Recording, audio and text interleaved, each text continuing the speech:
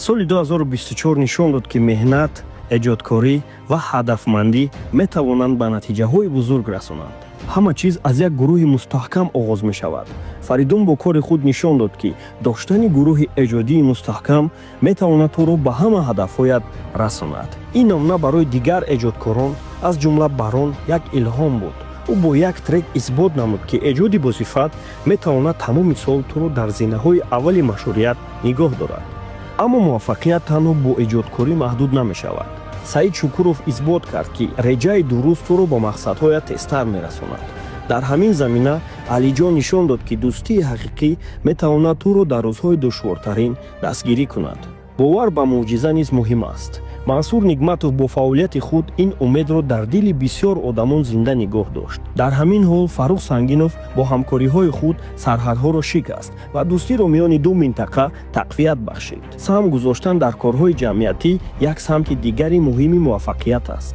Суҳроб Ниёзов нишон дод ки ҳатто серкорӣ наметавонад монеаи саҳмгузорӣ гардад. дар ҳамин замина маъруф бо меҳрубонӣ ва хислати накӯи худ дили мардумро нарм намуда маъюбонро ба орзуҳояшон наздик сохт. машҳурият масъулияти зиёд меорад.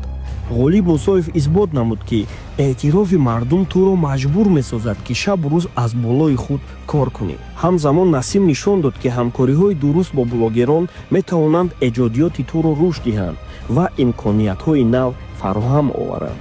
баъзан муваффақият бо иқрори ҳақиқат шурӯъ мешавад.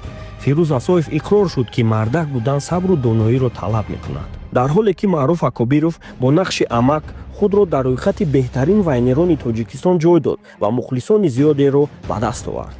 ҳамчунин Али Асоев ба нақши Ҷиян ва истифодаи дурусти технологияҳо нишон дод ки маҳорати худро дуруст нишон додан муҳим аст.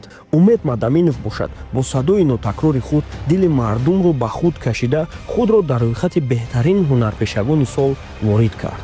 ҳар як муваффақият аз дониш сарчашма мегирад. садои умед исбот кард ки хондани китоб шуури инсонро баланд мебардорад, дар ҳоле ки Саъдӣ Тоҳирзода нишон дод ки забондонӣ метавонад ҷаҳонгардӣ ва рушди тиҷоратро таъмин кунад.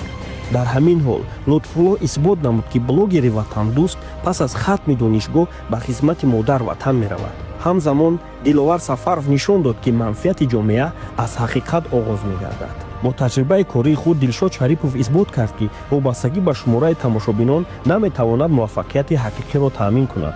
пас аз хизмати модар ватан Саид Акбаров дубора худро барқарор намуда фаъолияти блогерии худро идома дод. бахт баъзан аз ҷое пайдо мешавад ки ҳатто фикрашро намекардӣ. Рафаэл Гулов бо фаъолияти худ инро исбот кард. ҳамзамон Беҳрӯз Ҳафизов нишон дод ки машҳурият на танҳо имкониятҳо, балки масъулиятҳои зиёдро низ меорад. ватандӯстӣ яке аз арзишҳои асосии инсон аст. Муҳаммад Ҳисайнов исбот намуд ки ватандӯстӣ аз хона оғоз меёбад. ҳамчунин Музаффар Бобораҳматов бо истодагарӣ ва ҳаракатҳои худ нишон дод ки муваффақият танҳо бо меҳнат ба даст меояд. дар самти тиҷорат Абдувалӣ Соҳибов исбот намуд ки Инстаграм воситаи беҳтарин барои рушди тиҷорати муваффақ аст. ҳамзамон Фирдавс Ёров бо иродаи қавии худ нишон дод ки нуқсони ҷисмонӣ набояд монеаи расидан ба орзуҳо гардад. сину сол барои блогерон маҳдудият нест. Дӯстмурод Шарипов исбот намуд ки таҷрибаи зиндагӣ метавонад дороии асосии блогери муваффақ гардад. Зафар Алиев бошад нишон дод ки машҳуриятро дуруст истифода бурда як тиҷорати муваффақро низ роҳандозӣ кардан мумкин аст. ҳатто дар рақобатҳои шадид истеъдод метавонад туро ба сатҳи баланд расонад. Фатҳиддин исбот намуд ки дар рақобатҳои сахт низ агар истеъдоди худро дуруст истифода барӣ беҳтарин мешавӣ. Ассотсиатсияи блогерони Тоҷикистон бо фаъолияти пурмаҳсулашон нишон доданд ки як соли ҳаракатҳо метавонад дар охири сол натиҷаҳои ҳайратовар диҳад. соли нави 2025 муборак ҳамкасбони азиз. бигзор ин сол пур аз дастовардҳо ва муваффақиятҳои нав бошад.